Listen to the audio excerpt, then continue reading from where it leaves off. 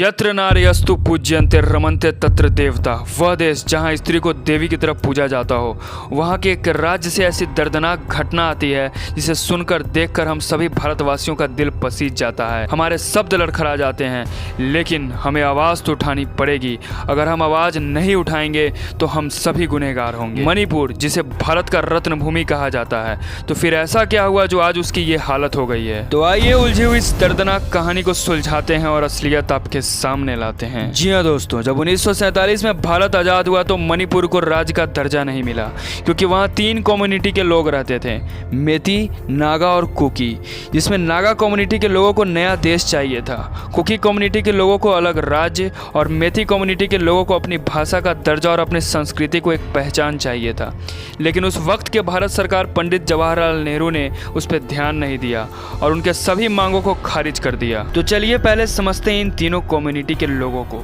मेती community, जिनकी आबादी मणिपुर में 53% है, जिसमें मुख्यतः हिंदू, वैष्णव, मुस्लिम और बुद्धिस्ट लोग हैं, जो मणिपुर के 10% ज़मीन पर रहते हैं। फिर आते हैं नागा एंड कुकी, जिनकी आबादी 40% है, जो वहाँ के 90% ज़मीन पर रहते हैं, जो मुख्यतः क्रिश्चियन हैं और उन्हें शेड्यूल्ड ट्राइब का दर्जा भी मिला। जिस कारण जहाँ मेती कम्युनिटी के लोगों को ज़मीन खरीदने अलाउ नहीं था, तो वहीं कुकी कम्युनिटी के लोगों को कहीं भी ज़मीन खरीदना, गवर्नमेंट जॉब में रिजर्वेशन पाना, सब कुछ अलाउ था। ये सब देखकर मेती कम्युनिटी के लोगों ने हाई कोर्ट में एक पिटीशन फाइल की और कहा कि हमारी पॉपुलेशन ज़्यादा है तो हमें और ज़मीन चाहिए, इसलिए हमें भी शेड्यूल्ड ट्राइब का दर्जा दे दिया जाए। लेकिन कुकी कम्युनिटी के लोगों का ये कहना था कि क्यों चाहिए आपको रिजर्वेशन, जब असेंबली के 60 सीटों में 40 सीटें आपकी हैं और आप पॉलिटिकल पावर में हैं, तो क्यों चाहिए।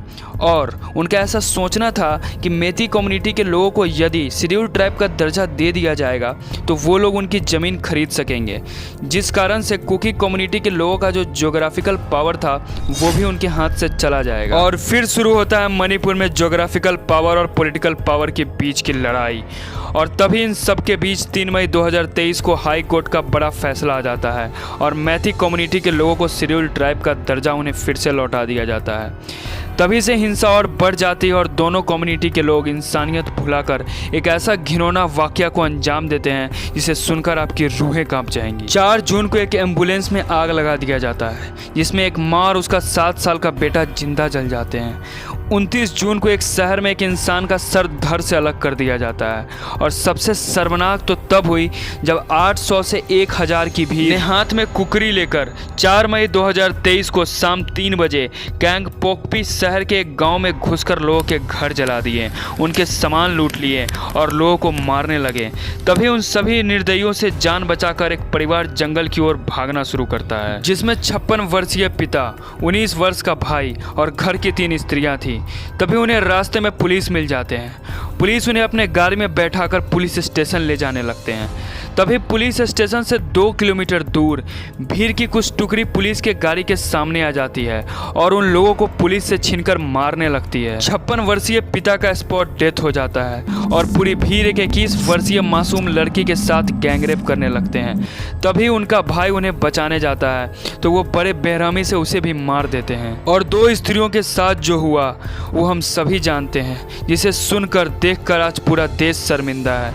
हमारे शब्द लड़खड़ा रहे हैं, आंखों से आंसू आ रहे हैं। खैर, हम यही उम्मीद करते हैं कि उन दरिंदों को जल्द से जल्द सजा मिले। दोस्तों, पिछले 2 महीने में मणिपुर में 50,000 से ज़्यादा लोग घर से बेघर हो गए हैं। 142 से ज़्यादा लोगों की मौत हो चुकी है। पर हमें यही उम्मीद है कि भारत सरकार जल्द से जल्द कड़ा फैसला लेगी और वहाँ हो रही अमानवीय घटनाओं पर रोक लगाएगी। दोस्तों, अगर वीडियो अच्छी लगी हो तो इसे ज़्यादा से ज़्यादा शेयर करना, ताकि जो लोग इस घटना से अनभिज्ञ हैं वो इसे जान सके, ताकि हम सभी एकजुट होकर आगे ऐसी घटनाओं पर विराम लगा सकें, क्योंकि स्त्रियां हमारे समाज की शोभा ही नहीं बल्कि हमारी जननी भी हैं। मिलते हैं नेक्स्ट वीडियो में नई सोच के साथ, तब तक के लिए दिल से धन्यवाद।